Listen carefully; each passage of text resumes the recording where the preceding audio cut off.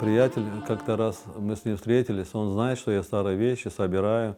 И вот он говорит, вот знаешь, говорит, есть, говорит, физгармония, вот, Айдер деген бір оғланда, вот, хотят, говорит, вот эту физгармонию, вот, предложить вам. Вот я поехал, посмотрел, он в таком состоянии был, как говорится, его Харбаба и сохранил его, покрасили, изолентами весь был обмотан. Он его очень бережно относился, собрал его, все время он его выкрашивал. Вот черные места из черного дерева сделано, оказывается, вот светлые места из бука сделано, ручная работа. Мы когда его отдали на реставрацию, там внутри автографы увидели: Бахчисарай, Келес, 1934 год. И вот мы решили его восстановить. Вот.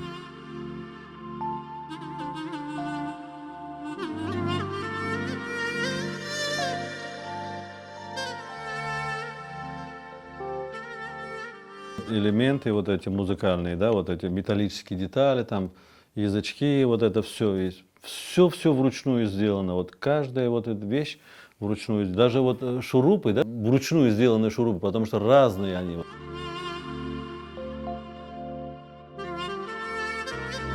На этой физгармонии играли в Ялтинской филармонии. Вот это 1934 год. Есть фотография. Вот. Фатма Кадыева даже эту физгармонию в руках держит. Видимо, он им настолько был интересен, дорог, что они с этой физгармонией сфотографировались даже, понимаете.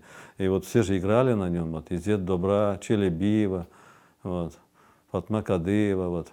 Фатма Кадыева — это в Зори Кадыевой Акаса Раметли Битаса.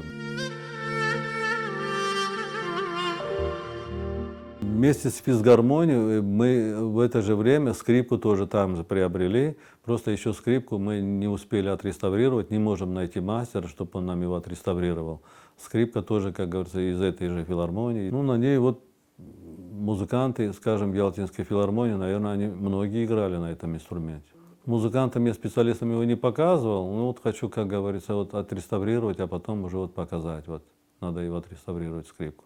Он лаком покрытый, там кое-какие струны порванные, он в таком состоянии, и надо его тоже отреставрировать.